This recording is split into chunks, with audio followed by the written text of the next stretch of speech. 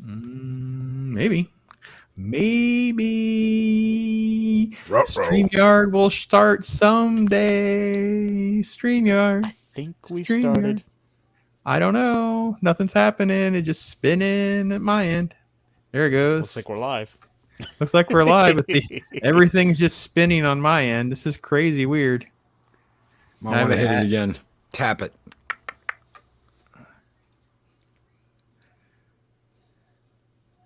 Oh man, I think we're like stuck. We're stuck in like a StreamYard loop where it's just like doing its thing. I don't know what to do. Let me close the. I mean, it shows we're live on my end. Yeah. Yeah, we're actually live now. I could see. There it says. All right, so hit this again. Guys, they're gonna know we're not good at this. I don't know what happened. It just like it got stuck. There we go. Okay. Now we'll start the intro. How's that? Still nothing. This is crazy. I swear I'm hitting the button, guys. I really, really do. Pat, did you test it? I did test it. Before Ironcaster was coming in and it was playing. I was like, okay, looks like it's working. Everything appears to be working, and yet nothing is working. We are live and nothing is working. Well, we will see. Maybe. Ladies and gentlemen, Pops broke the button. That's what she said. All right, let's try again. Take it down. Fantasy, but you try to tap into some sort of real feeling with it. It's alive. It's alive. It's moving. It's alive. Oh, it's alive. It's alive. It's alive. It's alive.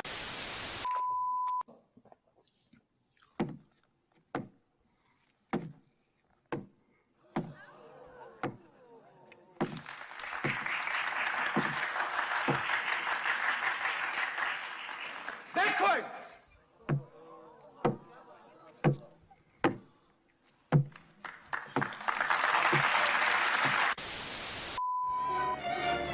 Come in. Come closer.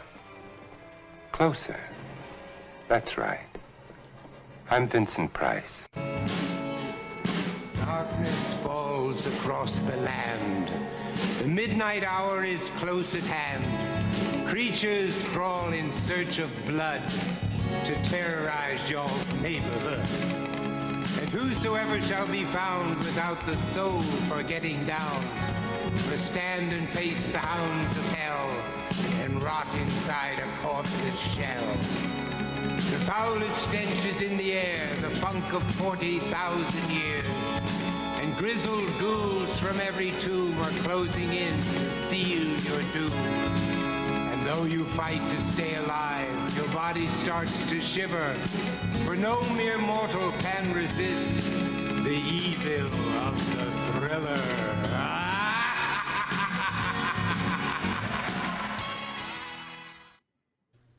That was brilliant. There you Brilliant. go. Guys, give Pops a hand. That was brilliant. With all of the technical snafus or such, there you go. Vincent Price, he had repeated that. I mean, I assume they gave him cards off screen and tested it. It flew. Let's see. There we go. That's my tribute to you guys. Our little Halloween intro. Can't always do intros. Obviously, the hurricane and stuff messed up. So I thought I could make up for it this week. So some fun face swaps and stuff like that in there. So here we are, folks. Greetings and salutations. I am Pops. Welcome to Talk Hard. We're going to talk Sleepy Hollow tonight. With me, as always, these great co-hosts. Ironcaster to my left. How are you, my brother? I am so relaxed. I feel like I did the perfect thing. I stayed up late last night. The lights are all off. I turned on Sleepy Hollow. I got to watch Johnny Depp in his prime. Yes, indeed. Yes, indeed. Yeah. So, and below us is, of course, Stone Cold Loki. How are you, my brother? How in the hell did you know I would want to be Bela Lugosi? I mean, the man has a plan, ladies and gentlemen, and I am still just like, yes. I'll have to share it with you then. I'll have to post it on Twitter or something like that for everyone. Because I got to be honest, those were fun. And I was able to make other things black and white, so it stayed consistent. And the old man can learn a few tricks. The old man can learn a few tricks. Hey, I got to be Vincent Price. You were. Yeah. And actually, it was a little creepy because it was like really, really good. I was like, whoa, that was there. And it is a little racist, by the way, if you haven't used these reface apps and stuff like that. For us white people, like they just switch us and it doesn't look like anything changes. I'm like, well, that's a pretty racist thing to have happen where like you just swap whole things. I'm like, it doesn't look any different whatsoever. I don't like that. I don't like that at all. So, but I got to be a cool zombie. I thought my zombie was pretty good. I like that one. That was pretty good.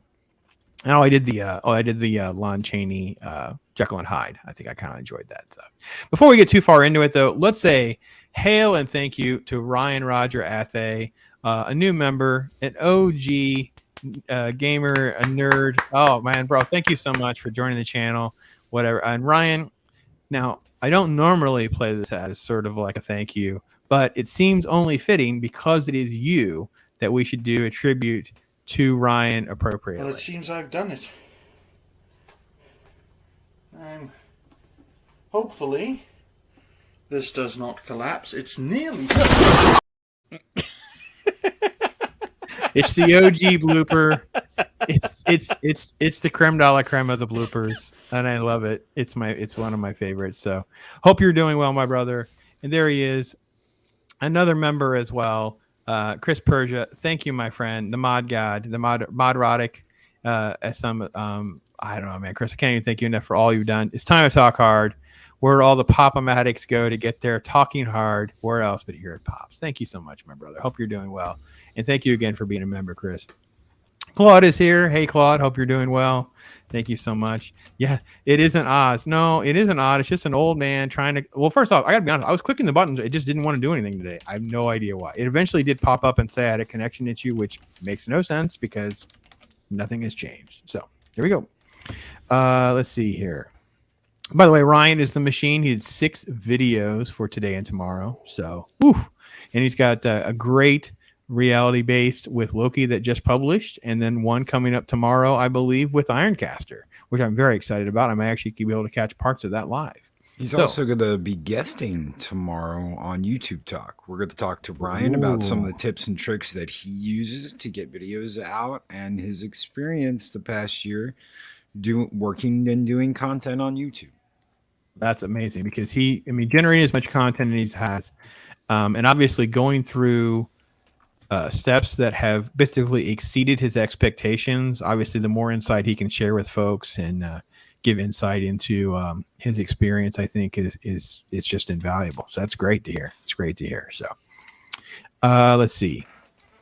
Soul Assassin is here. Hey there, my friend. Hope you're doing well. Darth Arlena is here. Hey there, Darth Arlena. Hope you're doing well as well. Let's see. Dracula Loki. Yeah. Dracula Loki, rocking the Dracula Loki. That was fun. I'll have to share that out on Twitter or something like that. He did not know that was coming. So that was fun. No. I had no idea. And I've got that iconic Bela Lugosi poster right behind me where he's got his hand out and he's like, the eyes of that. It's the eyes that do it. Yeah. Oh, yeah. Yes. And then Ryan, I think, was laughing at his Tower Fallen Classic. Yes, he has 2 towers now. Yes. And I will say, Ryan, I feel like I should figure out how to reverse copyright that blooper because you didn't include it into your anthology of bloopers, which makes it even more special for me. So he's got the exclusive. Maybe. Oh, Chris has got a good idea though. The only thing that would make it better is if we inserted an as scream. That is true. I really wish. Oh, it was great. So let's see. Were those VHS tapes or books? I think those were tapes DVDs. And DVDs and stuff. Yeah. So, VHS, DVDs. Now there's books and stuff. So he's going to knock in my conscience if the books fall. So, all right. Well, guys, it's been an interesting week. Something like Sleepy Hollow is an interesting film to have suggested by this wonderful chat as we were discussing films to do and trying to find things that maybe the regular YouTuber circles are not knocking out. So that was kind of cool.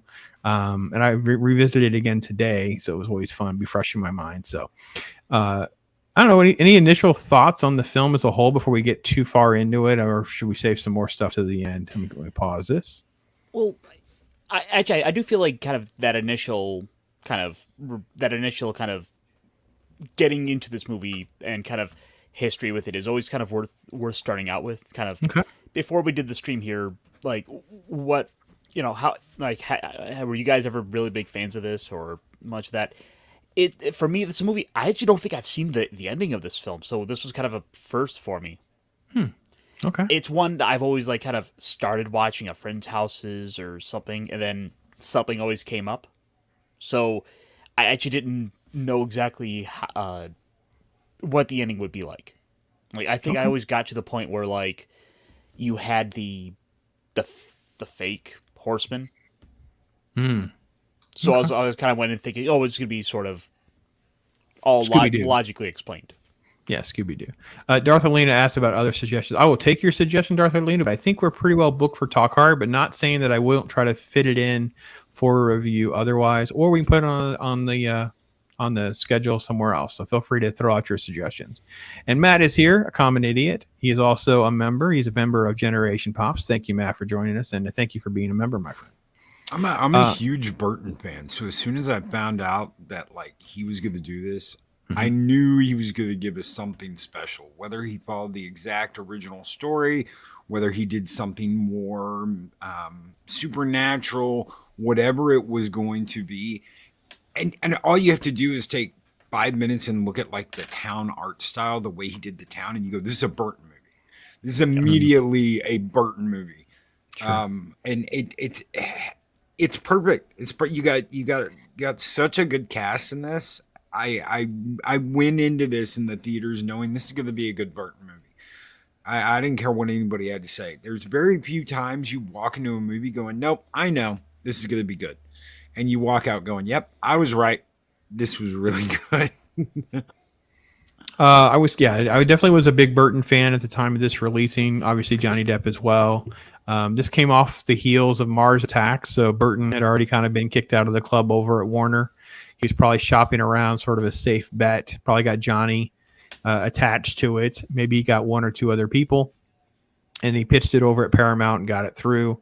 It kind of felt like you too. Like it was a good time. It was a good sort of like Hollywood feel, Burton feel. It's very much a safe bet.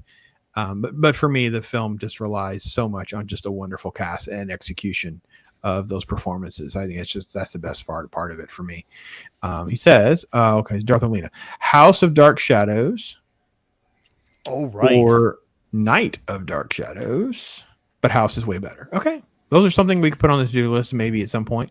See what I can do. And then, of course, Souls has adding that Burton and Christopher Lee and Depp are a good team. Yeah, well, Christopher Lee, I mean, just there's just never enough Christopher Lee in my opinion. So, but yeah, it is. I don't know. I saved my kind of overall impression near the end. Just try to help me remember to put a pin in it, so I come back, kind of give you my thoughts on the film. But I remember it coming out. I remember it doing well, but it was rated R. And I think Ironcaster, you and I were talking about it before the show. Look, your thoughts. This film is really basically a PG-13 film now. Yeah. This film is just the way it's aged. It's aged into like a PG-13 now. The blood spattering from the heads doesn't happen. There's really no graphic anything. There is just a fair amount of blood. So it'd be kind of a hard PG-13 by today's standard, but it easily could be a PG-13 film by today's standards. But yeah, the box office was okay and solid. It ran because it didn't really have the kind of competition in sort of a horror fantasy type genre or anything like that for basically a couple months. By then, though, Toy Story had come out. Toy Story 2 had come out. There's a James Bond movie out. There's stuff like that. So it didn't really do super at the box office. And be honest, that the rated R films at that time didn't make massive bank. So the fact that it made like close to $100 million. It was a fair amount of money for Paramount. They were happy enough. And Burton kind of got back on track. At least he could make a decent movie. Was how the Hollywood nonsense goes. So, and yes, Ryan is the same. He's the same age as Sleepy Hollow. That is very, very true. That is very. Oh yeah, true. This came out the same weekend as The World Is Not Enough. Yeah, which was a solid Bond movie, especially at the time. That was a solid Bond movie at the time. So, all right, guys. Well, let's let me get. Boy, I tell you, I'm a little anxious now because the streaming and stuff was so hard on me when it first we started. What were we gonna say, Ironcaster? Oh, I'm looking over the films that came out around that time. 2 weeks before was, not that it would really have much crossover, but Pokemon, the first movie. Oh, Yeah, I don't know what that did for box office, but it yeah, I remember that being At out. the height of Pokemon Mania, I say it did pretty well. Yeah, I didn't look at the box office numbers or anything like that. I just kind of give you my general thoughts of living through it. So, but I do remember seeing it in the theater, enjoying it. Again, I was kind of a Burton fan. I don't hate on Mars Attacks as much as other people, but I can recognize what it was. But yeah, he kind of has this roller coaster ride through his career of hits and misses and things like that. But he's always been strategic, and his people have been able to bounce him around from different studios. So if you look at his resume, it's like, oh, he did this for Universal, he did this over at Warner, now this is a Paramount. So yeah, Burton always had sort of a way to keep navigating. So right off the bat, I got to be honest, the first 7 or 8 minutes, especially all this stuff with Martin Landau, it really sets the tone for the film, because we get little things, right? We get their names, we get a general sense of things very quickly. And then, of course, there's the attack, which I got to back up because this all happens way faster than I guess my mouse wanted to cooperate here. Let's see if we can get this to back up a little bit. Yeah. So this is the shot where you hear the other rider. You don't really know exactly what's going to happen. Martin Landau is inside the coach, and he's basically being chased down. And there's a quick shot of this scarecrow from afar. So you have your first little Jack Skellington homage here, and people were going bonkers for this kind of stuff in the theater. And of course, Martin Landau is uncredited, but that is him. And speaking of Dracula, that's our Bela Lugosi from Ed Wood, which, by the way, is his only Oscar, I believe, was Ed Wood. So, it's like just kind of pausing on this, looking at the scarecrow there. Mm-hmm. Just little touches about it make it really stand out as a very Tim Burton design. Oh yeah, absolutely. Yeah, absolutely. If you ever look up like the Burton sketches, he's a very talented artist for his style. Like you can really see different things and different. So he comes when he would present things to studios, or when you see things after the fact, of his design structure is very, very unique and very consistent. So yeah, this was no surprise. This makes and of also course, he creates characters for actors. It's not the other way around. When Burton creates a character, it is always for a specific actor. He always has someone in mind to play that role, and he designs that character around that person filling that role. Okay. But like I said, I really enjoyed the first several minutes of this story. The script is really super fast because we cut to our introduction to Ichabod. And by the way, what's his name? Last name's Armstrong. What's his name? He's from Kroll. Come on, guys. Come on, chat. What's his first name? It starts with an A as well, but I don't remember his first name. His last name he's from Kroll. So he's the constable, basically. And you sort of get this sort of like, it's a very quick introduction to the fact that everything is corrupt. Like we're just gonna, they find a dead body. Jeez. I should have just put the disc in so I'd have better control. They bring in the dead body, and then he's like, well, no, it's a dead body because it was found in the water, so it has to be drowning. They bring this guy who's got some, he's all bloodied up or whatever. It was a robbery, and they just drop him in the cage. And of course, you get a quick little nuanced response from Ichabod. Basically, he's going to be, kind of like the pro-justice, pro-fair trial. We got to do whatever. All of this stuff is corrupt, whatever. So we kind of get him being presented as idealistic. And then, of course, then you get the quick shot in the courtroom where you get the marvelous Christopher Lee bantering with Mr. Depp, which is freaking amazing. Well, also, what it is he's sort of bringing about these cutting edge modern innovations for sort of the police detection, for the investigation, and it's sort of it's getting back into one of those age old concepts of sort of the advancements of technology. Sure. With this is the way things have been, and right. I feel like Johnny Depp, to his credit, does. He draws you in. He is a true star. But at times his performance did feel a bit muted, I think. Okay. This guy's performance obviously wasn't muted. This guy on screen right now, you will go to the town of Sleepy Hollow. I don't know if we'll have audio or not. Let's play and see. You guys tell me out there in chat. Using up-to-date scientific techniques. Which brings me to the second course. Second. There is a town upstate, 2 days' journey. Just the sound of his voice just is so amazing. Like, I don't even know it. I mean, there's never enough Christopher Lee in my life. Rest in peace, my friend. Oh my gosh. It's so good. He's just so brilliant. To the north in the Hudson Islands. Look how nervous his character place is. Called Sleepy Hollow. That's so good. You know, I even like the way they frame certain shots like that, where you're looking at him. There's kind of like wings behind his back that really shows Tim Burton knows how to frame a shot. Oh yeah. Well, he's also making Dracula. So, and again, when you pull back to this shot, you get this guy over here to Johnny Depp's left. This guy is like, he's basically in like the 1799 version of the Hannibal Lecter cage. He's totally buckled up with this metal contraption. It's freaking great. So he insisted he wore it himself. Yes. Let's see, chat. Let's see what we got going on here. Darthelina is lurking while she's cooking. Alum. I assume how we would say his name is Alum. Alum. Probably Alum Armstrong is the constable. Yeah, he was in Kroll. That's how I know him from. I don't know. And Christopher Lee has a commanding voice. Christopher Lee has a commanding presence. Christopher Lee has a commanding voice. He is a scene stealer for sure and is just truly great. I will say if there's any disappointment, I actually thought he was in the movie again later on, but he was not. So basically, Ichabod is now dispatched to Sleepy Hollow, and we roll through some cool credits. Here's the coach showing up. And then I think they said the credit took they spent a couple of weeks on these credits trying to get these different shots right and shooting aerials and different things like that. It worked. Because with these, they've got to get the time of day right. Yeah. I mean, one thing to point out with New York, for example, like those streets were far too clean for New York City. Okay. That one of the big problems that New York had always struggled with was the horse manure. The streets were filthy.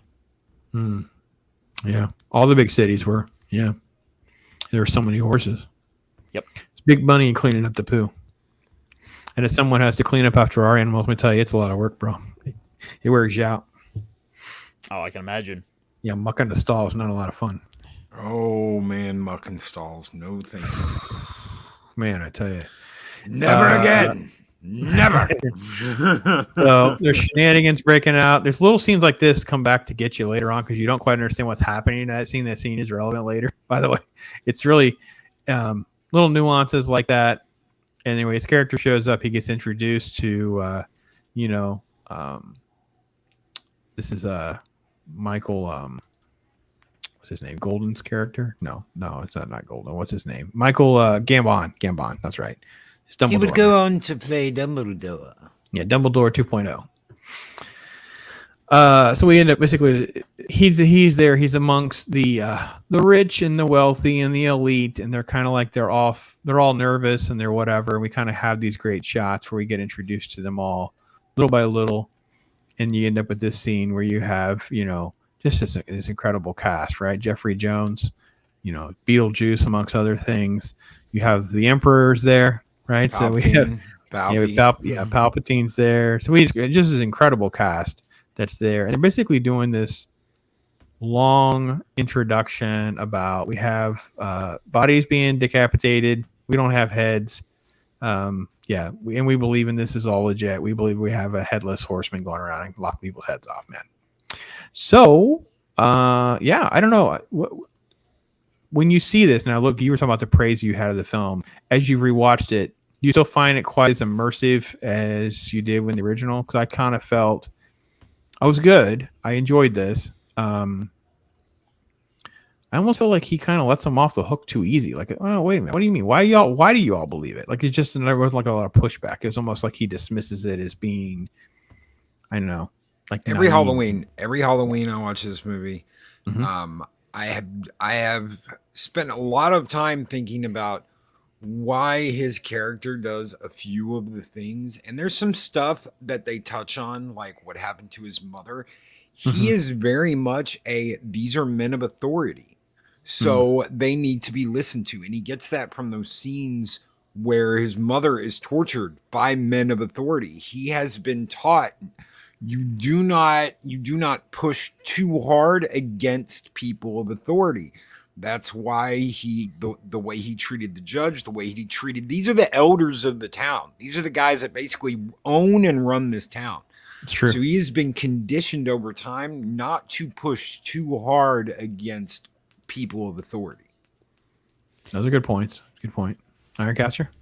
Oh, just with the elders, I love the costume designs. How each one of them has little characteristics that makes them all stand out. The one has the big giant poofy hair on the sides. One is his blinded the one eye, the long kind of straggly like straw hair. It's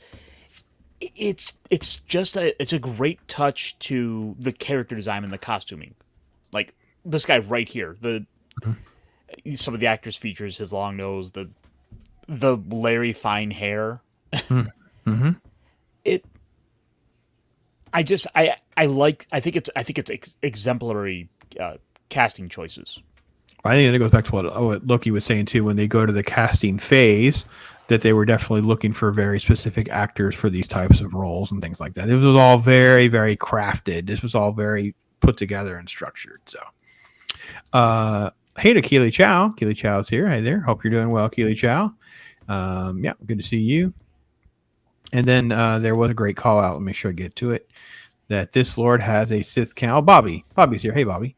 A Sith count of 3. Count Dooku, Darth Maul, and Palpatine. Yes, good eye. Good eye. Very good eye. The doctor is in the house. Hey, Dr.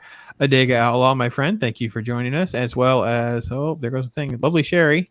Sorry, I didn't click it fast enough. It's scrolled past me. There we go. Hey, lovely Sherry. And later, look, another lady's up in here. Apologies Minion. Hey there. Hope you're doing well. Hello. Headless Pops. Yeah, okay, awesome one. All right, take what I can do. Take what I can get. Hail Apollonie. Yes, hail. Olds Gamer 72 Cutlass. Hey there. So yeah, folks are rolling in here.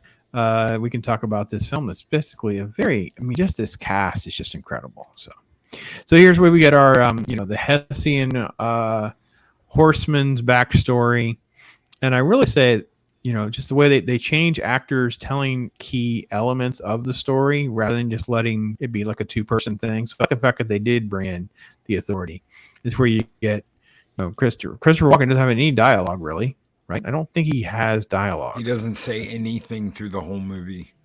Yeah, it's not just, now or when he gets his head back. No, right. He says the closest you get is shh. Yeah.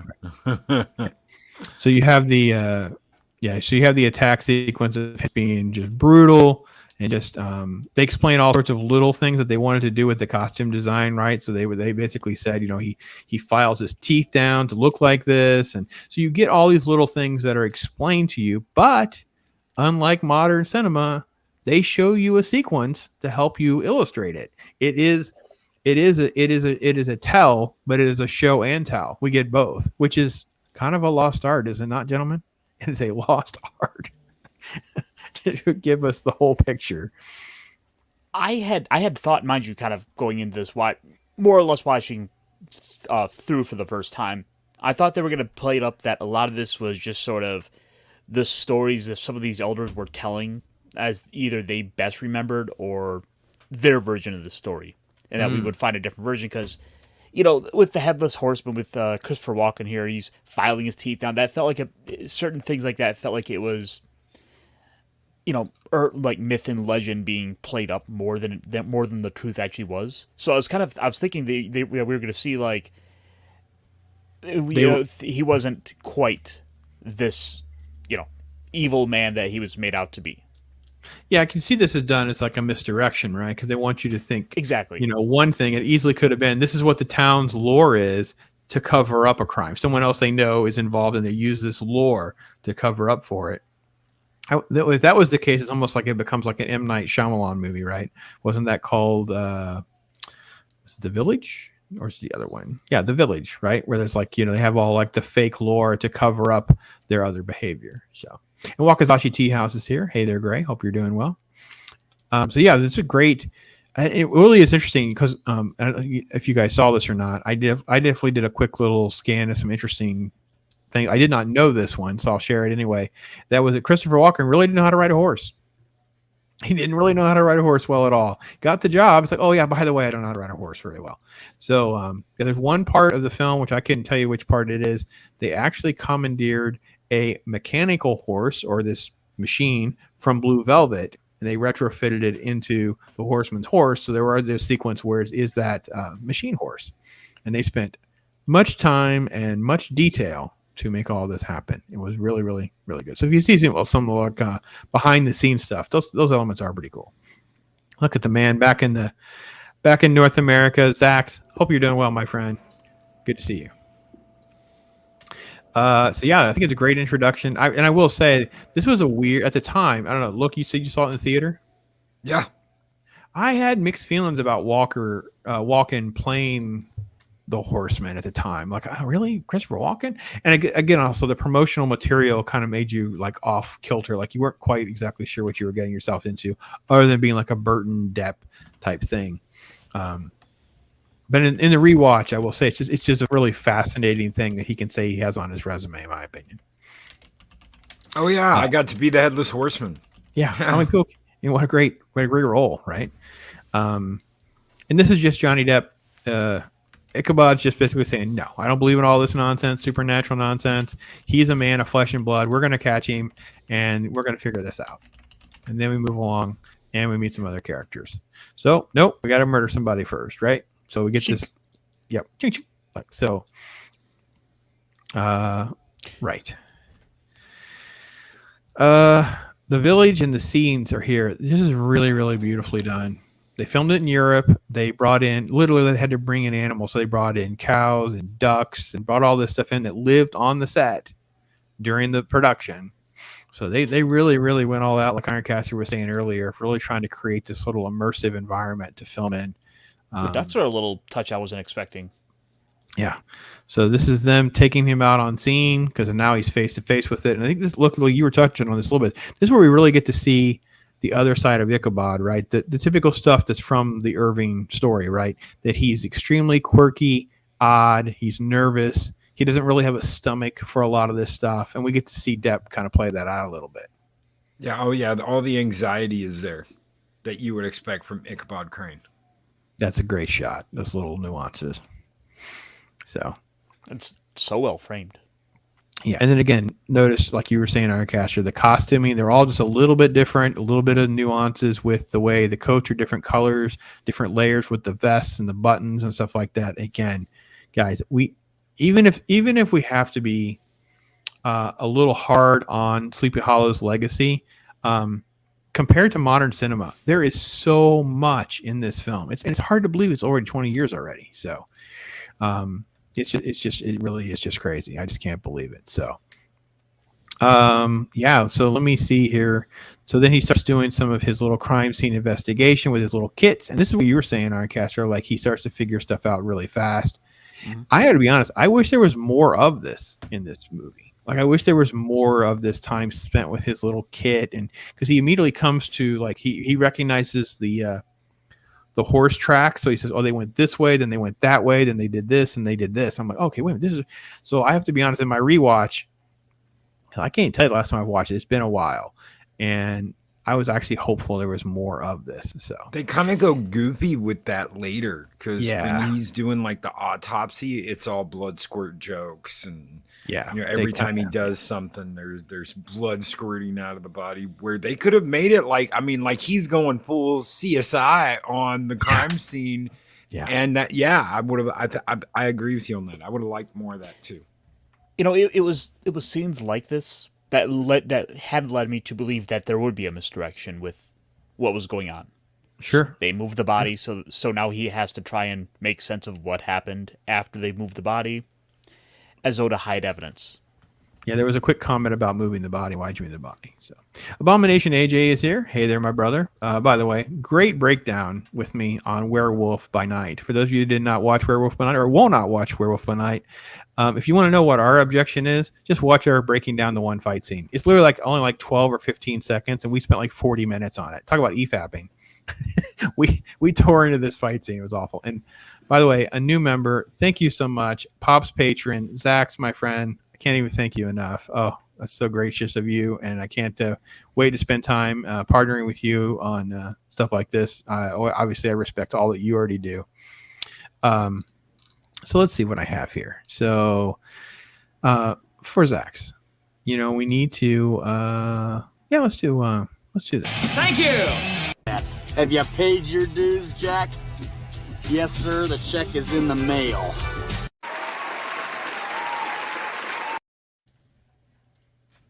Well, Jack Burton, not the most well edited cuts. My cuts have to all be redone, but I'll get there. I'll get them figured out. So, but thanks again, Zach. That's freaking awesome, man. I appreciate it so much. And Daryl Derelict popped in, so happy to see you, Daryl. Thanks. And Jacob Ironside is here as well. And Jacob, by the way, I will be on with Jacob on Thursday night, late night with Pops, because it'll be on his channel. But it's like it's late, isn't it, Jacob? Like 9 o'clock, 9:30, something like that. We'll be talking Jaws. So if you're not subscribed to Jacob Ironside, he's going to be talking about one of the greatest of all time. And by the way, look at that, Matt. Matt's throwing out the emojis. He's got Ash. He's going groovy. So thank you so much. Groovy. Oh man, thank you so much. Olds Gamer 72 Cutlass, a new member as well. Thank you, my friend, joining the Chill Squad. Appreciate it so much. Can't wait to spend time and get your feedback on what we should and shouldn't do, man. You guys got to help drive this train a little bit. That's how I want to approach it and go from there. So let's see. Let's do this. Make you smile there. Thank you. And Is it the Franco beans? I don't know. It looks like I think it's a little bit of both. Franks and beans. Franks and beans. It's a little bit of both. Hopefully it makes you smile a little bit, my friends. And thank you again for that membership, man. It's freaking great. I appreciate it so much. 8:30 Central Time, I think, Jacob, because I think it's 9:30 my time. Be talking Jaws. So, and thanks for that, man. You guys keep going. This is crazy. We'll get back to Sleepy Hollow eventually. I tell you what. Daryl, also a new member. Thank you guys. Holy cow. Daryl, thank you so much. Obviously, I love the vac tube. I love what you guys do. You've been so supportive all the time. Let's see here. I got to get some more clips. I've got to keep at it here. This is a little different, but if you can dodge a wrench, you can dodge a ball. What?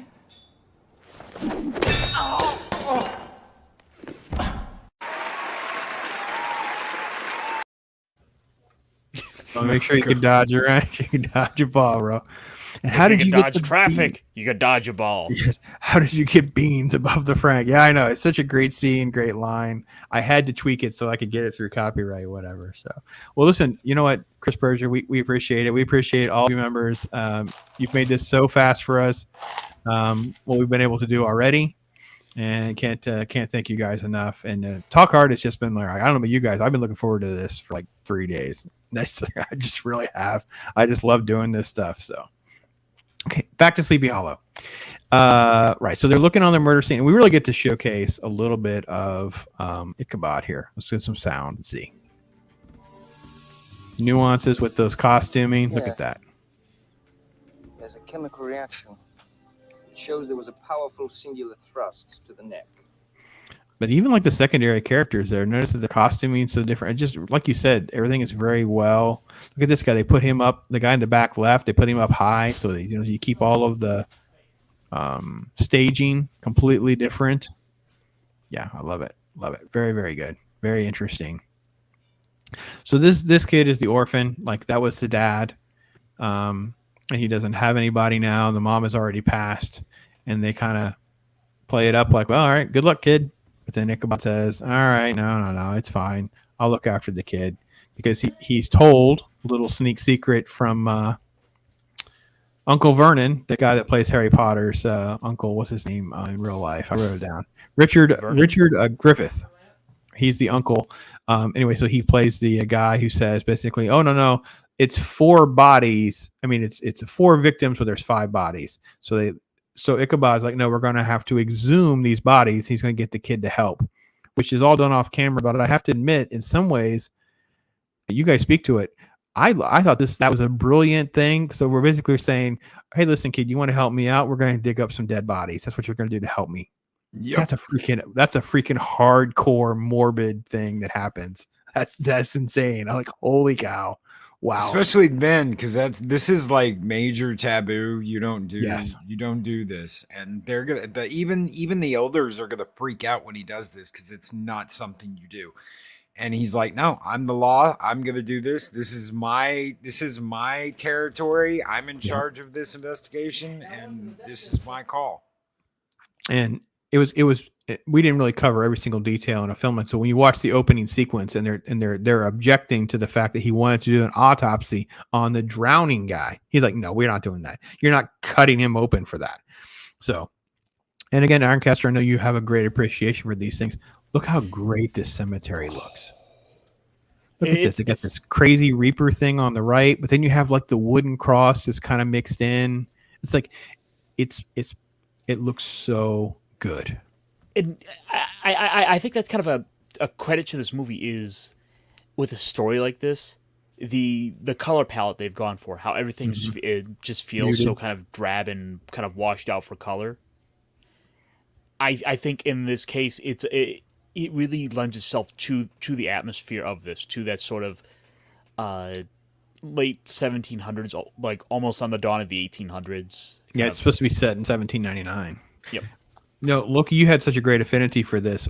It's a shame that we're in modern cinema because it would have been easy for me to pitch to you as a studio executive. I'm going to pitch to you as a spin-off, a sequel to this, per se, of an Ichabod type story or something like that. Just because of the universe that they build in this film it feels so much deeper than just one film. Could you imagine something like this crossing paths with something like, say, the first couple of seasons of Penny Dreadful were absolutely great. Oh my gosh. Could you imagine something like this crossing with that and having, Ichabod Crane, the investigator? Could you imagine a werewolf showing up and fighting the Headless Horseman? Could you imagine Frankenstein? Could you imagine Dracula, the Invisible Man? Don't even get me started on Vincent Price as the Invisible Man. I know damn well that he would have used him. He would have used Vincent Price as the Invisible Man and cross-pollinated this movie with every single monster movie he could have. You're damn right he would have. Paramount got it, so I'm not sure what would be public domain, but it really is just makes your head just. And I will say, I don't know about you guys. Did you guys watch the Sleepy Hollow show, the one that ran on Fox? Because season 1 of it I thought was very, very solid. Season 2 less so, and so on, like the typical formula, right? But season 1 is kind of what you're saying. Like they built up this universe. We're Headless Horseman's out there. We're going to have all these other little mysteries and things like that. It's not. It doesn't have any of the depth like this has because obviously it wasn't set in 1799. It was set more in modern times, but anyway. So, by the way, Olds Gamer is giving us a little shout out here. Old Gamer, thank you so much. Love me some Mornings of Mischief and later some Talk Hard. All right, bro. We love having you, man. We love having you. So, wrench to the face. Yes, wrench to the face. Yeah, baby. Make you smile if nothing else. So, young Mazbeth. Yes, that's who that character is. Thank you, Daryl. Good eye. And yeah, we did Jacob Ironside. We were definitely fanboying over Christopher Lee, by the way. Yeah, there's massive Christopher Lee in our little fandom. Absolutely. The man could read me the menu from my local Chinese restaurant. I wish there were some sound bites. I wonder if there are. Maybe we should just scour YouTube or something, see if we can find something. I bet someone, because if you were a talk show my host and you were Christopher Lee, well, that's how I ended up with the Vincent Price intro. Someone just asked him to do it. Hey, listen, will you do that Thriller thing? And he just did it. It's like, okay, cool. So. This movie passed its test of time. Well, that's how we ended up here, right? Because it's got to pass test of time. Talk Hard is usually about an extreme. It's very rare we're like going to be talking hard about something that's kind of milquetoast. Yeah, I mean, we'd be more likely to talk about Airplane as opposed to the super bland, generic movie that inspired it. Correct. Right. Yeah, Chris Berger agrees 100%. Penny Dreadful and this. Shut up and take my money. Yeah, hell absolutely. Yeah. Oh man, I forgot about this. Soul Assassin. You're right. Oh my gosh. Christopher Lee Medal. Oh man. That takes me back to some embarrassing times in my life. Wow. Yeah, that's hardcore. Thanks for that rabbit hole. Thanks, Soul Assassin. Yeah, so this was great, and I love the fact that we have stuff that's off camera, but it's also like, to me it was worse being in my head that he has this little kid exhume these bodies, and then he starts going coffin by coffin, cracking them open, trying to figure this out. And then we have the awkward uncomfortableness in the room as he's starting to pull out all those little devices or whatever. And then we basically, again, we go off camera. He pulls up this. This is the stuff that kind of ended up in the trailer and some of the promotional material, where it's like the glasses and the weirdness and that kind of thing. I'm not saying it deterred anybody from seeing it. I actually kind of liked it a lot. This is one of the elements that I liked about. There's the weird. Oh, this is a great shot. Look at that. Yeah, shot. them freaking out when he comes out. Well, look how he comes out. Yeah, yeah, he comes out freaking in. Oh my jeez, my whole thing shut down. There's the Sherlock show. I don't know if you remember. There's like I think it's a season 3.5, right? The one single standalone episode that they kind of wrote as like a flashback or whatever to this type of era, where he's doing like experiments in the morgue and things like that. Was with child. She was with child. Like, he's covered in blood. I'm like, oh my god, that child is all over you. What on earth am I looking at here? Oh, I love it. Yeah, and this is getting more into that actual like kind of plot of what's going on, where again the misdirection really feels like it's coming up like, oh, there might not actually be anything supernatural going on. Maybe we'll find out that this is all just Jack the Ripper, right? Just a murder. Yeah, exactly. Yeah. Right. Or a cover up because she was pregnant with someone's kid, and they didn't want that. They didn't want to be, they didn't want anybody looking at him bad, so they took her out. So I want your guys' opinions, because I know there are some plot devices and elements that are relevant to the flashbacks. Sorry, I missed it. It jumped ahead a little bit for me. Let me get back just a little 50 seconds or so. No, back up just a little bit more. Because I want to play that sequel. The flashbacks and stuff get a little sort of overzealous. I don't know. I don't mind it because it obviously ties into his character and things like that. But I don't know. There's part of me that kind of, as I watched it, I wanted to play this because here the frogs. The frogs are croaking like Ichabod and stuff. Obviously, this actually was done on purpose. Burton did this on purpose as sort of like the Disney Ichabod and Mr. Toad homage. Yeah, he did it on purpose. He's trolling them. That's what trolling was in 1999. For those of you who didn't know. This is the chase scene with the fake pumpkin head, which I love the fact they did this, by the way. As I rewatched it, I don't say I forgot about it, but I kind of forgot about it. Like, it wasn't at the forefront of my mind because obviously I had Christopher Walken in my head. I kind of forgot about this scene. Turns out to be, he was being punked by the locals. There they are. They threw the flying pumpkin in his face. I know you were critical of Depp Ironcaster. They really asked him to have some range in this film, though. I mean, there are scenes like this where he does get that range. I think it's kind of endearing that throughout the movie, with moments like these where he's faced with these moments of dread, that he does pass out. It's like This is kind of getting back into the actual like mythos of the Ichabod Crane story. Right. Okay. We have a little bit of flashback. We kind of move a little bit quicker through the story. We have to introduce the love interest a little bit more. I think he even talked about how it felt kind of awkward to have Christina Ricci as a love interest because, she was Wednesday Addams. Like, he's known her for years. Like, they were like, friends away from all this. Like, he knew her when she was even like, a little girl. Not supposed to have her as love interest. It just felt weird. And on the rewatch, it felt more weird than it did when it played live for me. But back then, that was kind of normal. Like, it really wouldn't have been that big a deal. This was a cool little thing that they did with his flashbacks. So they said the scene he has these weird sort of holes in his hand. Then they do explain it a little bit later on. It's set up here with Katrina. And then I'm trying to move a little bit faster just because I know there's our cardinal reference. She loves cardinals. He has a little pet cardinal. Add some color to the movie, which is kind of interesting. Yeah, the cardinal really popped for the color because everything else is so washed out of it. Yeah, everything is muted in this film. It's all grays and browns and stuff like that. And that's very, very Burton. That is very, very Burton. Yeah. You don't often get a lot of, unless it's contrast, like you say, unless there's a big contrast. Yeah, there's not. Yeah, he walks in like what's her name's mom in Beetlejuice. It's like, nope, everything's going to be black or gray. Yeah. So yeah, this is Uncle Vernon. Uncle Vernon's freaking out. He's spilling the guts too much. He knows his time is coming. Sure enough, there he goes. There's the famous decapitation scene. And what a great backstory. I had to find out for sure. I remembered the stories vaguely. As kind of being a little bit of a nerd of this film, that they obviously did these massive prosthetics of everybody's heads. So everybody got the head. This actor, Richard Griffith, I looked it up. He said it freaked him out that he saw his own head.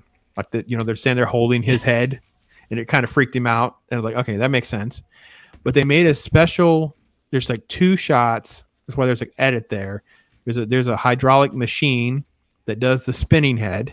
And then there's a second machine that's in this body that collapses at the knee. It's made to buckle, and that's how they pulled that shot off. All practical effects. Thank God.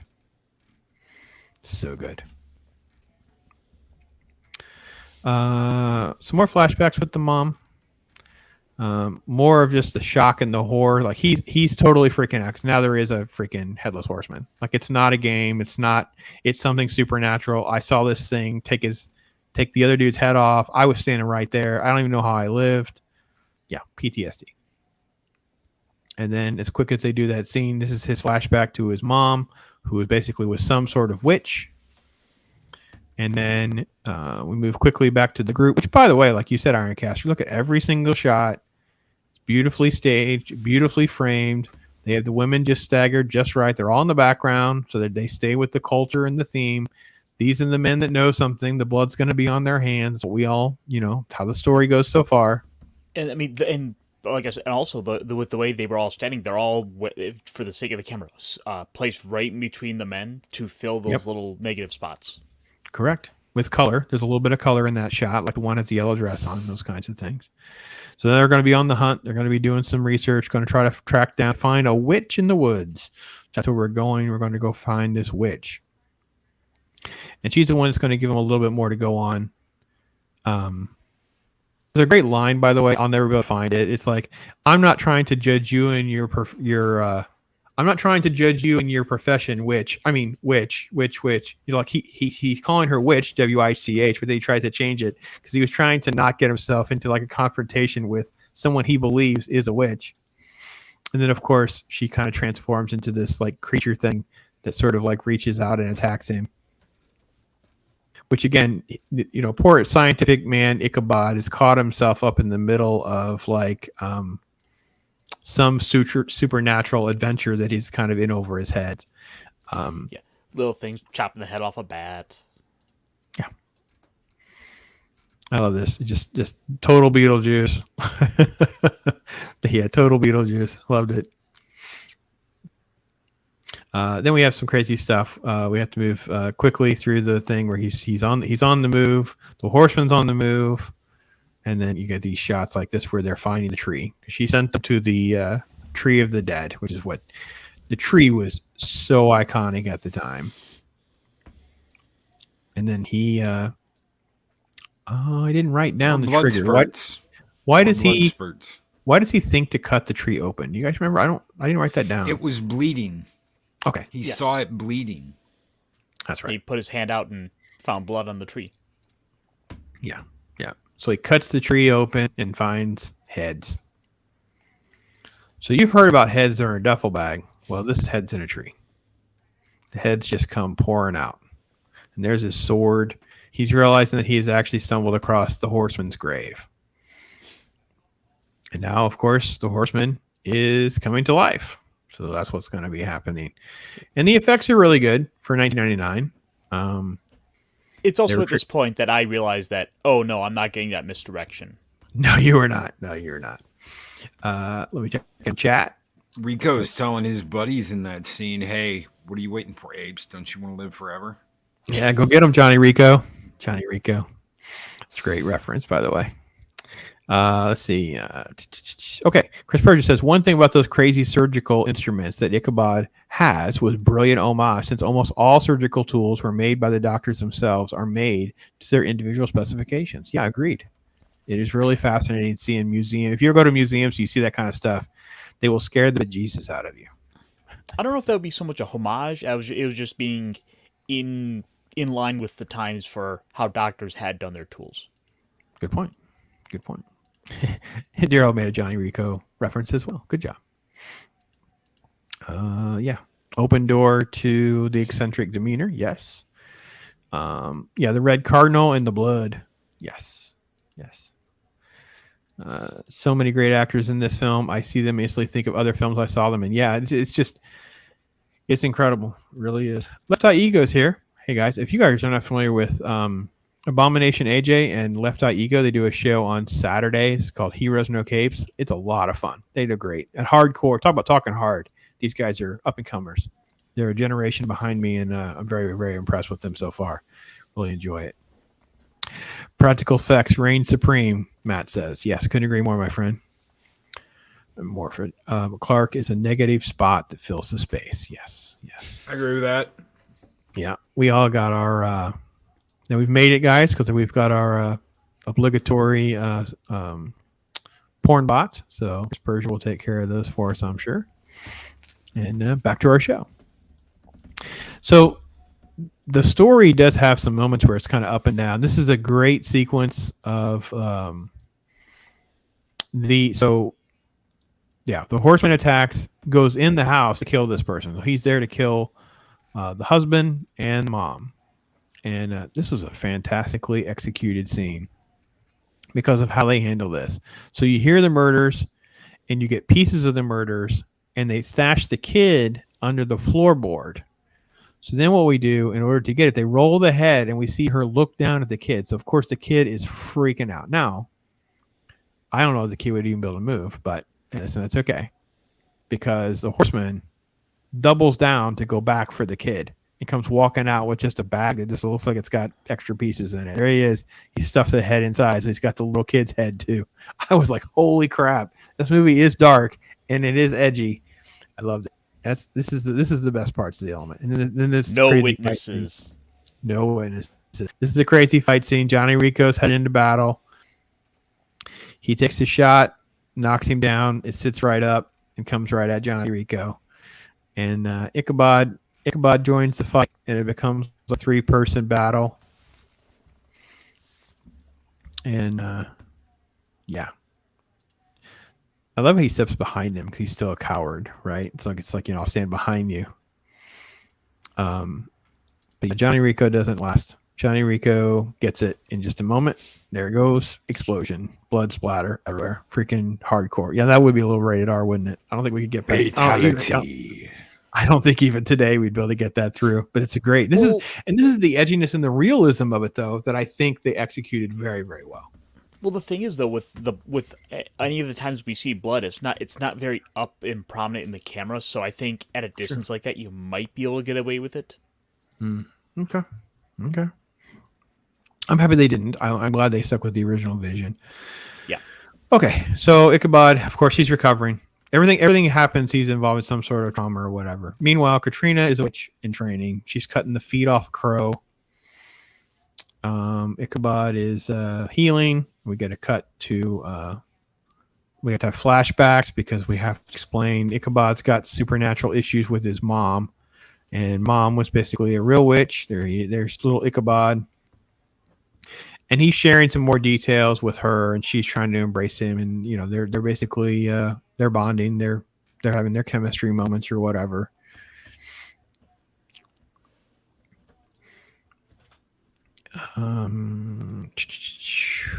This is the this is her mom treating him. Her boobs hanging out. And then this is the scene where you start to get Ichabod trying to piece it together. I kind of joke with Ironcaster. We were joking a little bit about this poor kid. He really is an irrelevant character in the grand scheme of things, but he's the necessary evil that we have to have in the room. So when the character has all this exposition, we have someone that he's talking to and not just talking to himself. So it seemed like that it was kind of fun. I enjoyed it, but it's kind of fun. Let's see. Hey, listen, Ego. You get the shout out, man, because I like your stuff. So, just so you know. Brandon Looney Tunes is here. Hey, Brandon, hope you're doing well. Yeah, the kid gets into it. Yeah, the kid gets it. Yeah, the kid's really, he gets really immersed into this whole crime solving situation right now and trying to figure out a way to get some sort of vindication for, now he believes that it actually is some sort of creature that killed his dad. And DJ Ronnie G is here. So. Let's see here. I think we got caught up. I gotta be honest. I really, again, this was like my flashback to the Sherlock show with that stuff. Like all the problem solving is done out loud, but they piece together some visuals for us. So in the audience, it is a little bit of show and tell, and not just a tell. It's not people just sitting around in a restaurant talking about food and telling all the major plot points or whatever. And then, of course, we cut to the pieces where they show up to interrogate this guy. They find the will. They find the marriage. They realize there's this big cover up because rich dude, he had a little side action going on. She was pregnant. He had changed the will. Big cover up. Now we have motivations because all of the people in town. So you had the reverend that got him married, the doctor that checked on pregnant lady. You have all the cover up, all playing up. So now we actually have motives. And this is what you were saying, Ironcaster. It's like, well, wait a minute. We have motives. We have like a real supernatural Headless, or is this like some sort of weird murder cover up thing like that? They try to muddy the water a little bit here, but at least they try to give the audience some sort of catch up on what is driving the murders, why we're having people killed. It is a little complicated, I will admit. And could you imagine a show, something like this, a television show, very akin to the way they did the X-Files, where we know there's some shit out there that is unexplainable, and there are times you run into it, but there's also that Scooby-Doo unmasking of, it was the theme park operator, old man Mr. Smithers. Yes. Yes. Jenkins. Yes. And I mean, imagine a show like that based on the way this movie is. I would be so down with that.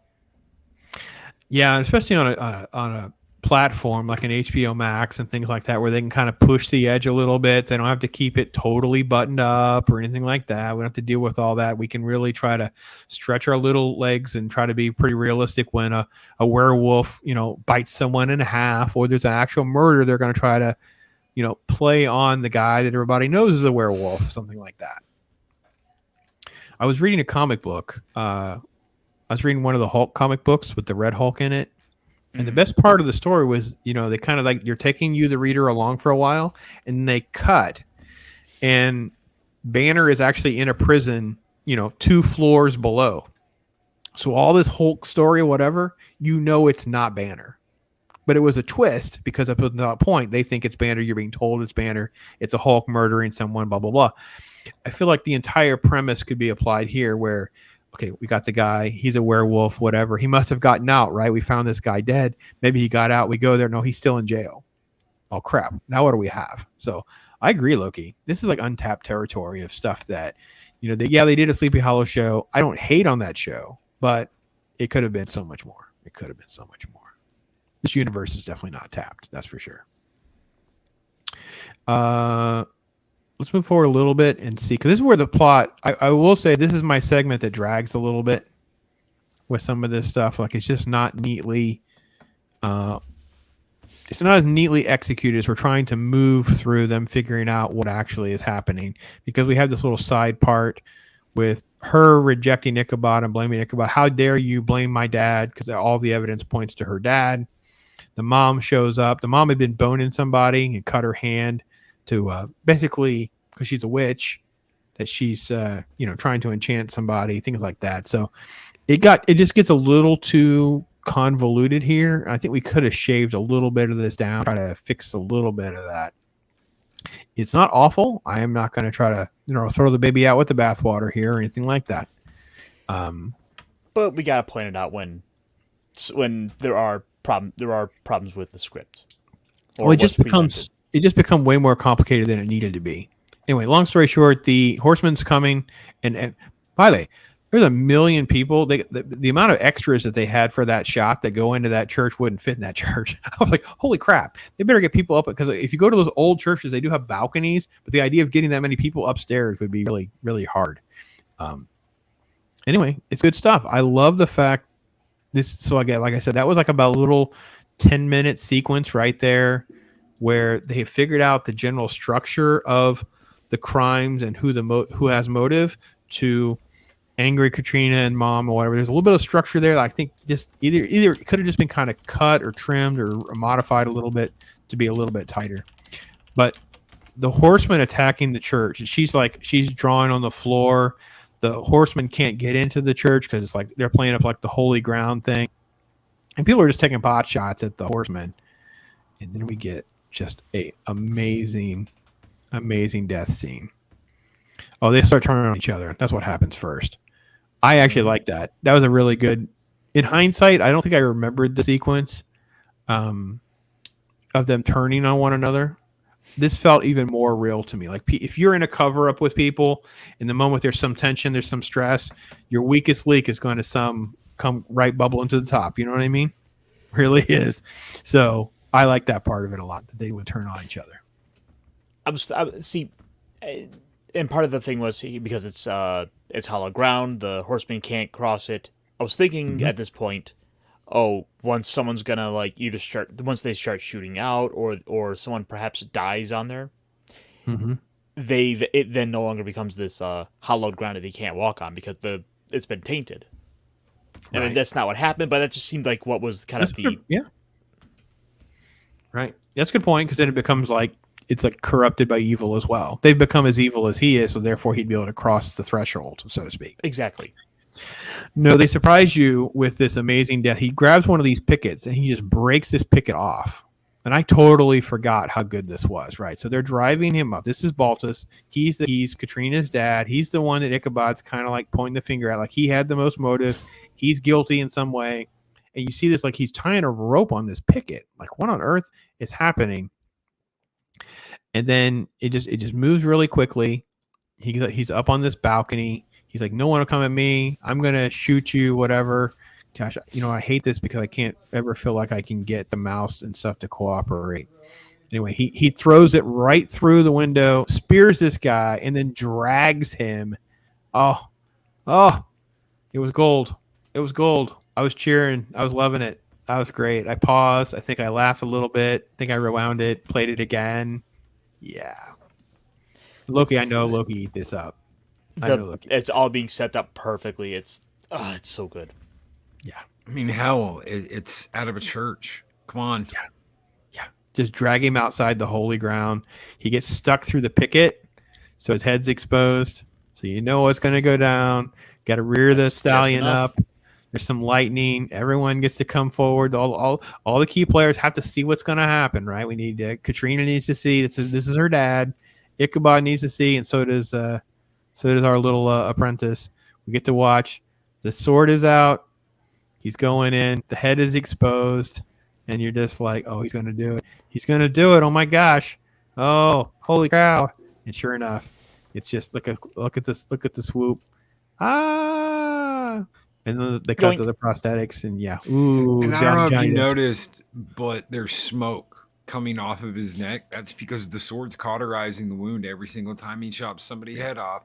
And they don't forget about that. That's not something they just throw out there and then forget about later. Every time he cuts someone's head off, there's that whoop of smoke because it's hot. That blade's hot. It's hell forged. That's awesome. Left Eye Ego says that we would, like in a show like this or something ties to it, there's a show called Evil on Paramount. I've heard that it's really good. He goes, it's a lot like what you've described. Okay. Interesting. I've heard that it's good. I have not watched it. So And yeah, Soul Assassin gave him a harpoon. That's freaking great. Drag him off the holy grounds. That's yeah. I literally, I don't say I totally forgot it, but it just, watching it again. Yeah, it's good stuff. All right. So she's traumatized. She had passed out. She's here. Ichabod doesn't quite exactly know what's happening. He thinks he's got things figured out. He's going back to the book. He realizes that the spell is not what he thought because she was actually putting a protection spell. This is his carriage. He thinks it's all been worked out because Baltus is dead. So the Horseman's just doing whatever the Horseman does. I don't even know. I don't quite understand why he's giving up here. I couldn't quite process because it just seems like it's a contrived reason for him to turn around and realize his mistake. They could have done without it. Yeah, I don't know why he's leaving. They could have had him as long as he's in a different place than Katrina. It would have been easy enough to figure out she's in danger and I was wrong. That's pretty much all that needs to happen. So, but look at the sets and stuff like we were talking about earlier. Just the amount of detail or whatever. And by the way, this is great because he's starting to figure things out. He realizes that there's been a body switch that the Katrina's mom who had the cut on her hand. It's all bogus. This is a dead body cut. It hasn't been healing. It was like this after, so it was post-mortem. But when he comes back out, like the carriage driver was taking a leak, so he's pulling up his britches. And we cut back, and now we know so the mom is the one pulling the strings. She's the one controlling the Horseman, and Katrina just faints for like the third time in this movie. And I think it really works with her as the villain here because you basically completely forget she's in the movie for the most part. She's been kind of in the background. She's had a scene or two where she's been here, but you don't necessarily look to her too much.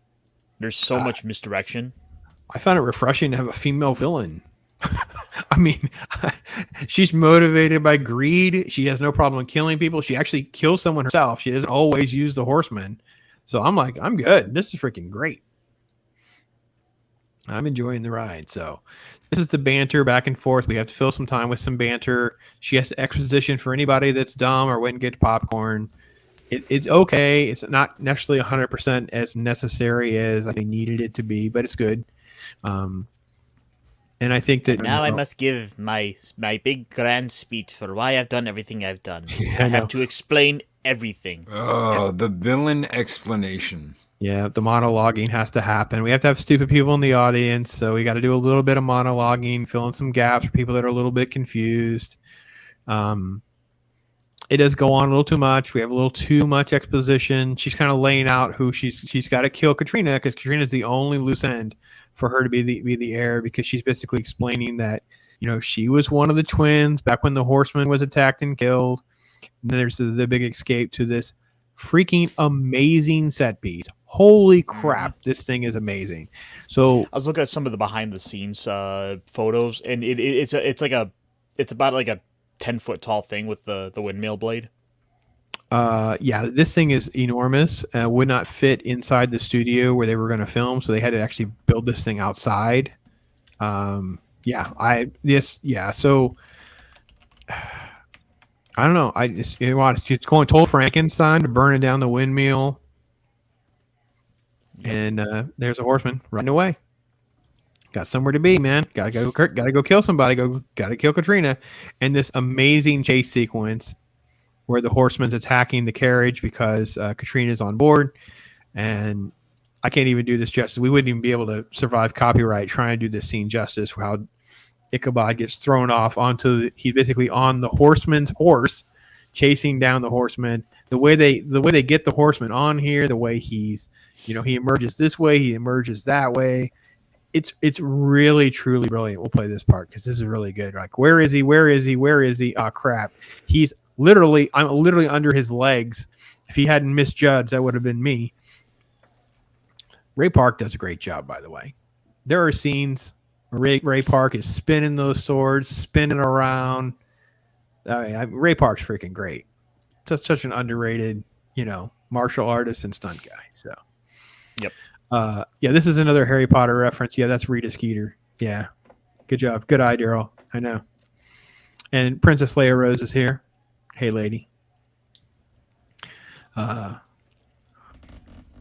So So let's see. Great sequence, man. Just the carriage stuff is actually kind of like, I enjoyed this part better than I do the end, to be honest. I really enjoyed it, but I really loved all this sequence. This sequence was so great. But it makes for a third act that's just so full of all sorts of stuff. So, all right. So for those of you that, either haven't seen it or get lost, the mom is calling the shots of the Horseman because she has his skeleton head. She has his skull and says, you got to kill Katrina. So Ichabod's figured out all of that. Now he has to figure out, how do I get the skull away from this crazy rod before they kill Katrina? So there's a little bit of struggle. He's about to do it. And suddenly he finds he can reach the skull. He grabs it. And this is a sequence I think we put in my little teaser. It's like, hey, Horseman. Horseman, I have your skull. Hey, dude, don't kill my lady. Wait, what? You have my skull? Okay, here you go. And then throws it to him. And he has to reverse special effects. We got to reverse those practical effects. So he transforms into Christopher Walken. I think at one point he does like big old goofy eyes where it's like big old like Looney Tunes eyes popping out of the skull. It's like it's just very over the top. It's sort of Beetlejuicy, whatever. But yeah, just I don't know. It's an interesting to-do list for Mr. Walken. He's able to pull this off and have this to-do list. And anyway, he doesn't have there's no need for the woman, so he has to go grab her and take her to the tree. He can go back to hell. And it's the kiss in this. I mean, when he kisses her, when he's like, "No, you're mine. You're my devil bride. I'm dragging you to hell with me. You pledged your soul to Satan." Oh yeah, you thought you could cuckold the good old headless horseman. Well, that ain't gonna work. I've got my head back now. Yeah, he's talk about kicking butt and coming to it. Here he goes. Look at him look at her like, hey, baby. See these Give teeth? me some sugar. Give me some sugar, baby. Give me some sugar, baby. Wish I had that clip. Oh, one of the apps has it. You can dub sound in, but I haven't really played with it much. But you'd have to have the clip and then put it in and see if you could get it to do the, give me some sugar, baby. There's just a long stare, nothing happening. Those crazy contact lenses and filed down teeth. Yeah, Walken does a good job for what he's doing. So, and he just goes in for the kill. Yep. You ever think he bit his tongue? I don't know. I know Johnny cut himself up pretty bad with those Edward Scissorhands scissors. That's how I ended up on set when I met them during the set because I befriended the someone in the medical team because they were constantly band-aiding him up when he cut himself on those stupid things. So, yeah, this was pretty hardcore. I have to admit how much I enjoyed it. After the fact, going in, the blood just starts dripping out. Yeah, pull the blood packs in. I got mine. And then they ride it to the tree. Back to hell. So, yeah, there they go. Little arms hanging out. She's gone. And then they kind of end up in New York. Katrina, Ichabod, and the little dude end up in New York. Yeah, Katrina's wearing a Beetlejuice dress. Yeah. Oh, yeah. Yeah, I was trying to get it to land there. Let's see. I got to get 138.9 and some change. Yeah, Ichabod passes out that time. There's so much blood. Yeah, there you go. There's New York. Again, awfully clean streets. Yeah, it's more like a storybook version of what New York would look like rather than like something that would be more like, anyway. So Loki, you said... Oh, go ahead. No, go ahead. No. I was just going to say that... oh my God, the name of the director. Jesus Christ. I'm going to lose my mind. Tim Burton. Thank you. That's a very Tim Burton, New York. The smokestacks and the smoke going up into the air and all of that is Tim Burton, New York. That is Tim Burton, 1900 New York. Chris Berger, that's great. Get that close-up shot on his face and goes, "This town needs more cowbell." That's great. Yes, Jacob Ironside, the stunt aspects of the Horseman is Ray Park. Yes.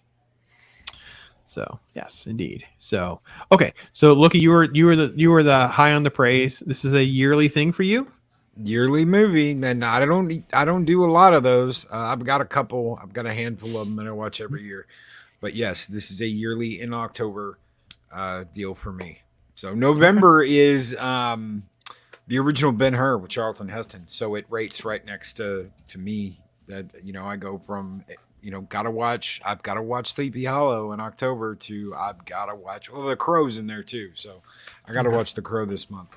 But I got a handful of them that I watch every year, and this is one of them. So cool. It's that good for me. I like Burton. There's some Tim Burton shit I don't like, but I love this. I'm not a big Edward Scissorhand fan. I'm not. I'm just okay, it's okay. Oh, I feel sorry for the guy. Oh, he made you, Vincent Price made you some wax hands. Oh, poor guy. And you cut him up and whatever. I'm more Beetlejuice this. Some of the shit I don't like, but definitely every October I'm going to watch this movie, Sleepy Hollow. Right. It's perfect. It's Tim Burton and a classic rolled into one. Solasasm says 4 out of 5 heads. Okay, there you go. Yeah. Ironcaster, what's your take? What's your thoughts? I'm still kind of weighing it a bit myself. I think ultimately I'm going to probably give it about a 3.5. Okay. I love the atmosphere. I like the more muted colors for this one. I feel like it kind of loses a little bit of itself with the plot where it feels like they could have done better to sort of play into him being this man of science, now being forced into this world of the supernatural. I feel like that's an angle that could have been played up a bit more. Okay. With him in something like insisting that no, that's all superstitious nonsense. They could have done something like that more with it. I think it's a phenomenal cast. There's no one I didn't like in this movie. Yeah, the cast is by far to me. So yeah, would you say that's a constant in Burton's movies? Is that it's always a banger of a cast, whether the movie's good or not. They've all got great casting. I think so. Yeah, he got lucky very early on with I forget her name that he worked with on casting, but she works with him pretty much all the way through. And then because they got Michael Gough in Batman, he's in this. He got certain people and stuck with them. He's got a loyalty thing, obviously, was on the hook, and most people will just follow him wherever he would go to do a bunch of these films. Yeah, the cast to me is top notch. I loved all of the set design and the ambiance and what he was trying to accomplish. It is still a little weird for me. I'm not 100% on Walken. It's fine. I'm not. It's difficult because I sound like I'm being way more critical than I probably am. I'm with Ironcaster. I'm not with Loki, and like it's an annual thing for me. I probably won't watch this again for a while. It feels more like a studio version of a rated R version. Like it's supposed to be even darker and bloodier but it was from 1999, so things are different now. But I will say it also did some cool things that I kind of forgot how good and how much I enjoyed. Like I said, cutting off the heads and that chase scene with the stagecoach was pretty cool. I enjoyed certain elements of it. And I will say, though, I agree with Ironcaster that it gets a little convoluted and overly complicated. And I would have liked to see more of like CSI Ichabod figuring it out rather than just like laying the clues out on a floor and making a note in a journal. Like it seemed like they were trying to set up the science part, and then at the end of the day, it become more like it's almost like he was playing Clue. Let me just lay out all these names, and it will just kind of fall into place. Well, and he's got to prove it works. He's got to prove it works. It's like DNA evidence in the oh my God, the guy who murdered his wife. Jesus Christ. Too many cases when you got to narrow it down for me. Oh yeah, the football player. O.J. Simpson. O.J. Simpson. It's like DNA in the O.J. Simpson trial. They had DNA. They had DNA evidence, but it was so new and nobody understood it that they were like, "Well, what? Huh? What does that mean? And he's got to show, listen, this leads to this, leads to this. He's got to prove it. He's got to prove that the stuff he's putting on there tells him this. Well, what do you mean? You just sprinkled some magic fairy dust on some blood and it's smoking and you expect us to believe this? No, this interacts with this and causes this effect. So we know that this is what happened. He's got to explain it. I think there's now this implied situation that's going to happen where Ichabod Crane now has to go back to Christopher Lee and tell him about how there was an actual Horseman. That's the story I want to see next. Yeah. Look at the Soul Assassin asked what your thoughts were about Big Fish. Classic father and son movie. I absolutely love it. I haven't seen it. I've not seen that in years. If you have a good relationship with your father, or even a bad relationship, watch it. It's a good movie.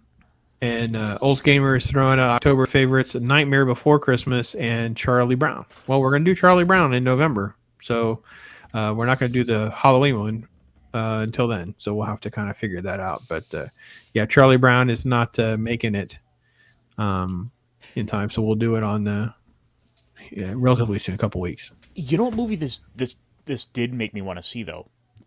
I want to go back and rewatch Van Helsing now.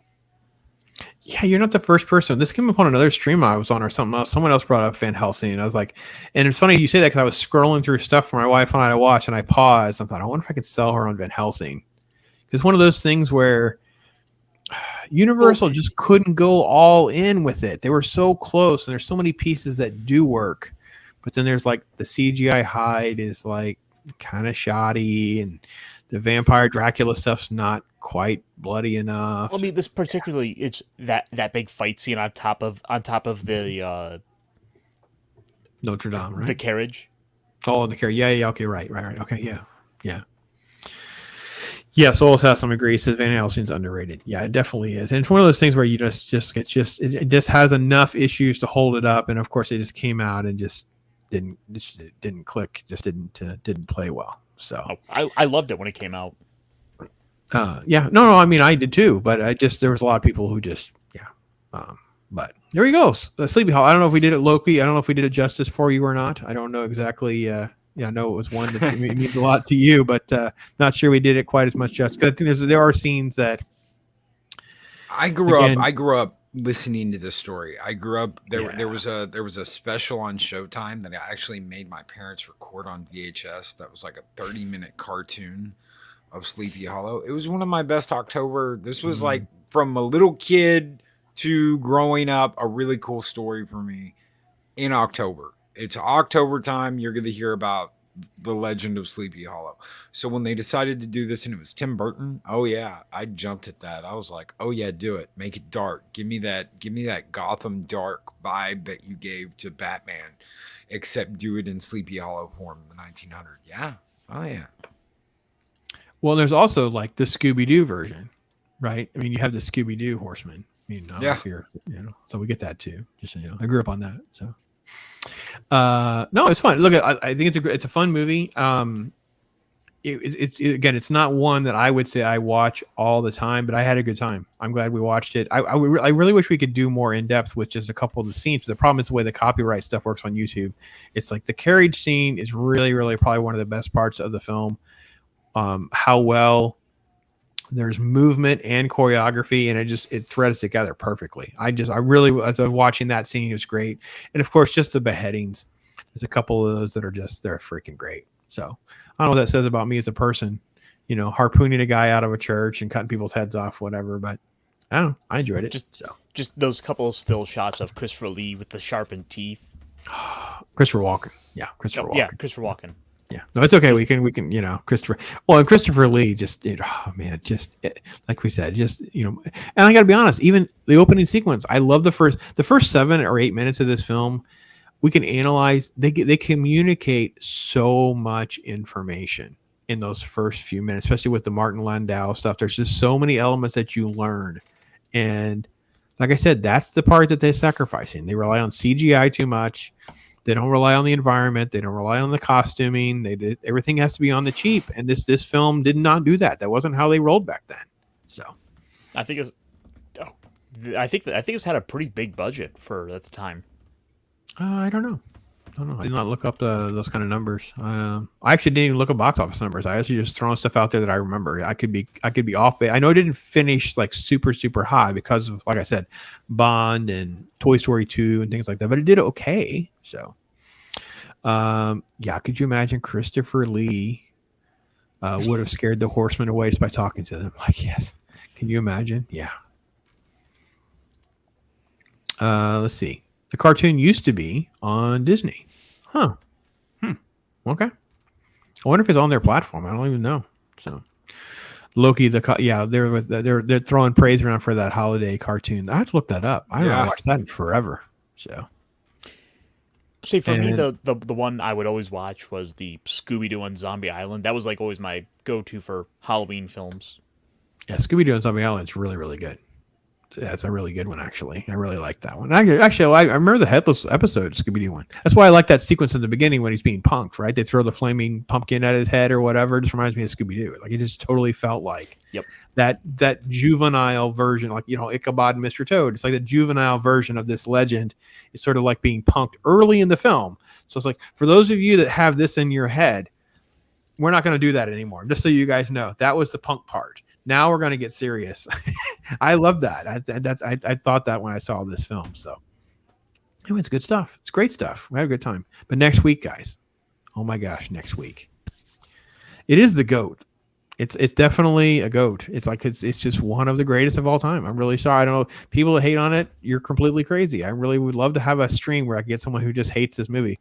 The Crow is almost like this flawless film. I don't know what to do. Oh man, I don't even know how we're gonna get through that in an hour and a half. Someone stuck his knives and all his organs in alphabetical order. Oh my gosh, I don't know what to do. I really don't. It's so good. It's so good. And I will tell you that I have stuff to. I think I'll put on Talk Hard and tease you guys with the little face swap thing that I found. Oh my gosh, you're not gonna believe it. It's so much fun. The Crow. Do you guys have Crow comic books? Crow comic books were hard to come by back in the day. I don't know about now. Did they redo it all or not? I don't know. Oh yeah, I'm sure they've probably reprinted it countless times just because it's become such a cult classic. Man, they were so good. My friend was into that. And I didn't really know much about the Crow. I mean, I knew of the Crow, but I didn't have any comic books yet. And he dressed up as Crow for Halloween. Hat, eye makeup, the whole nine. And we were all just blown away. Like, he didn't even look like the same human, right? And then he showed me he actually had, I know because I got his copy away when I bought his collection. He had the Caliber Presents 27s. He had the Crow #1s. He had that. I'm like, holy crap. If I had any regret in life, it was selling that Caliber Presents 27. Not my old Avengers comics, whatever. It's that issue. That book is next to impossible to find mint. That book is a fortune. It's like, it'll be a $500 book. It's fine. People will pay raw. They'll pay hundreds of dollars for it raw just because it's extremely rare. So it's the Crow. Pops. What are they saying to me, old gamer? Really want to dive into the old days. Grinch Halloween special. So many don't even know it exists. My gosh, that's like CBS special type stuff that I can't even tell you the last time I've seen that. I cannot. I don't think I've seen that. I don't know. I don't even know where it's at. That's the old days when we'd see this kind of stuff. Chris Persian made this for me. See where I got it. He made me my my parody version. He got me this version. Look, you'll appreciate it.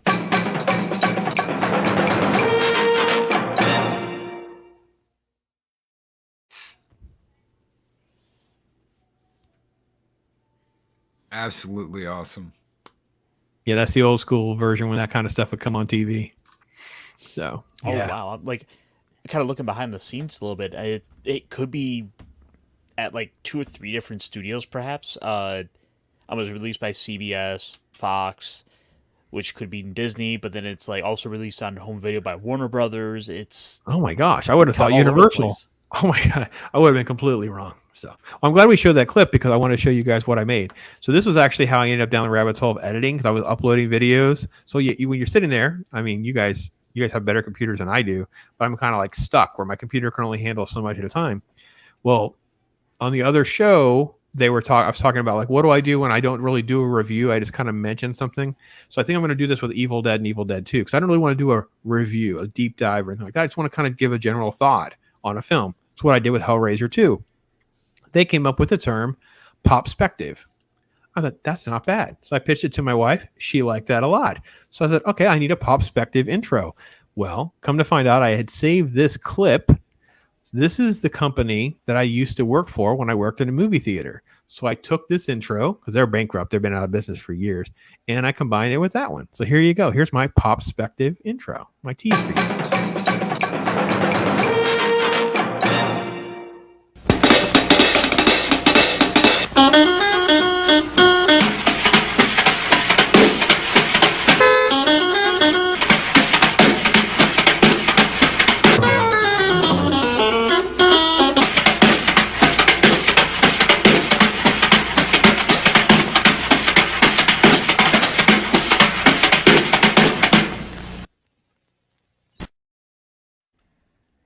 Pops has got some Tarantino stuff going on.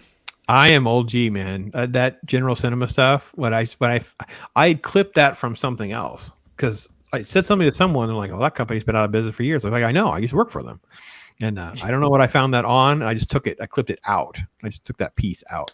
Had to run all this through the copyright filters or whatever. So yeah, I was happy to get it through. That's mine now. Oh, I was thrilled. I was so happy. So and yeah, I love all that.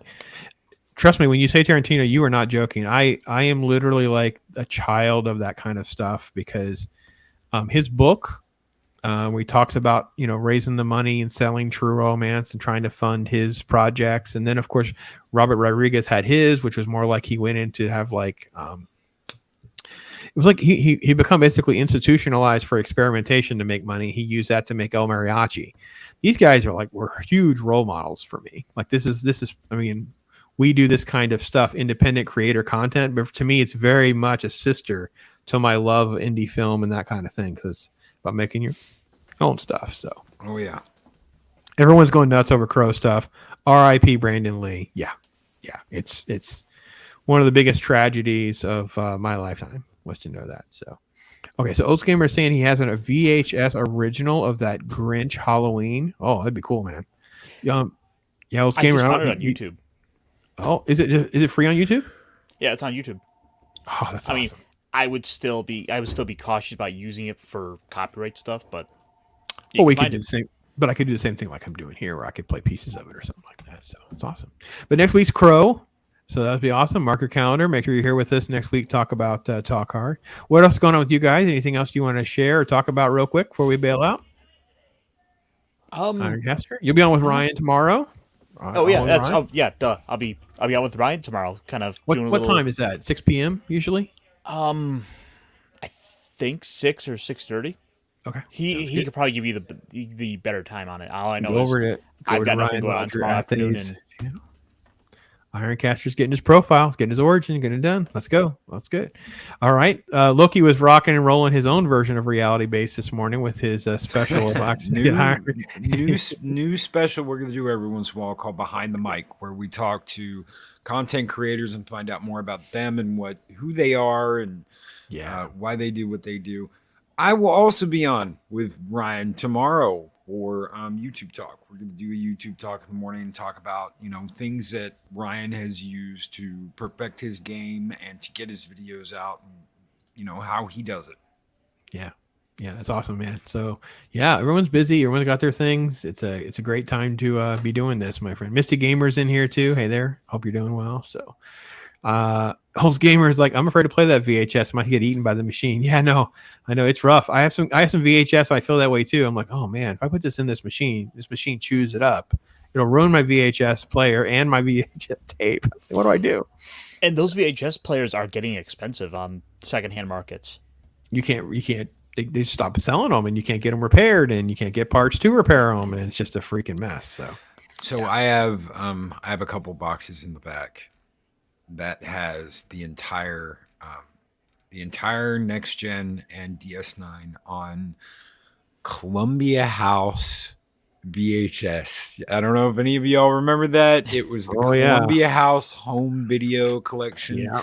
You got one cassette a month for like $30 back then. That was like, it was insanity to spend that much on like one cassette, but that's how I got them. And You know, it's the entire TNG and DS9 run. I was out at a like little used media shop, and I think they had all of the Star Trek Voyager VHS tapes. Wow. Yeah, I didn't get That's those. cool, I didn't man. even remember seeing those. I just the Columbia House Home Collection. Yeah. I don't That's know what awesome. I'm ever gonna do with those. If I'll just give them away. I've just carried them. I've drugged them from place to place for the last 20 years. Hey, Old Gamer saying it. He's got it. He's got there's Ash going groovy. Yeah, baby. That's awesome. No, that's cool, man. It's tricky to know what to do with something like VHS. I've had to scale way back because they take up so much space. Like for me, I had to part with a lot of them. I think I'm down to one box. I'm down to probably 25 to 30 cassettes total. So I'm down to. So I've kind of whittled it down. But I got another whole cabinet full of DVDs that I went through looking for one I can't find. And that whole cabinet probably is stuff I can let go of. There's just really, it was just mostly stuff of like, been there, done it, you know, things like that. Stuff that's on free on Tubi. It's like, stuff's not going anywhere. Things like that. Tubi's like crack. Quote Ironcaster. Which, by the way, Ironcaster has a great quote. I'm going to try to get it into a short format. If not, I'll just post it like it is because I tried to make it a short. But yeah, Ironcaster is a brilliant creator. I'm so happy that he'll be on with Ryan and doing his own stuff, man. Got to spread those wings, Ironcaster.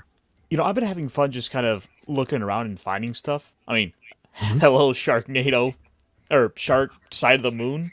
Oh, yeah. I'm in the middle of Sharks of the Corn. But it's so it's like VHS Film Festival bad. It's literally like dudes with like, you know, digital camera walking around with their friends. They use this plastic shark thing. They don't really explain things. They just do things. One girl just starts taking her clothes off, and you're like, I don't even quite understand why she's still participating in this scene. Like, this scene's gone on for so long. I don't understand why she's still there. Yeah, it is what it is. So, but I kind of like doing on Twitter a little bit of what I've been calling "It Came from Tubi." That's kind of a fun little series, to be honest. That's in a good niche. You should do videos. Even if you don't watch the whole thing, you should just be like, "This is on Tubi." It's on Tubi. I'm like, I made it 5 minutes into this movie. No, I can't. Well, you've got me on Thanksgiving next week. So I'm getting through Sharks of the Corn, then I have Thanksgiving. Oh, by the way, Old Gamer says he has the black box Star Wars. Yeah, me too, bro. I actually, those are my bookends. So I have a star at the very top of my shelf where I have like my Thrawn book. I have the original Thrawn trilogy. I have the black and the gold VHS box. It says, quote, the bookends. I hold it up there. I have a couple books with it too, but the Thrawn trilogy is the main reason those are up there. So yeah, I would never part with those. I love those. They're beautiful. The artwork alone is worth having those. What is this? Pops, if you could put the quote into an image file, then post it. Oh, the thing I said? Oh, okay. Yeah. I got you. Well, I did it as a short, but now I figured out there's a way that you can adapt like this video format into the short format. I don't know how to do that yet. So I'm going to try to learn how to do that and see if I can get it to flip over. But I turned it off for tomorrow, so it won't post tomorrow because I thought if I could try to redo the clip. I clipped it. But yeah, we were on a stream and Ironcaster made a comment that made us all laugh out loud and would have spit my drink out of my mouth had I been drinking. So brilliance. Gentlemen, it's been freaking great. I love doing Talk Hard, man. I love just breaking down good film, breaking down stuff that wasn't so good. But, you know, we're on a roll. We're having fun doing the good stuff, by the way. I mean, it's kind of been, you know, we met, you know, enduring Halo in like this masochistic way. And now we're having fun talking about all the stuff we love. It's great. Mm-hmm. It's good. So, but thank you guys in chat. Thank you to all my new members, by the way. You guys, oh my gosh, I'm so blessed to be able to do this, to be able to share so much with you guys. You guys have made it so much fun. Yeah, you guys see the new emoji. I added the new emojis. But yeah, there's a scissoring hen. Yeah, there is a scissoring hen. If you want, it won't take long for Loki to drop a scissoring hen reference, and then the cat can go bonkers. We had to have a scissoring hen. We do have Talk Hard.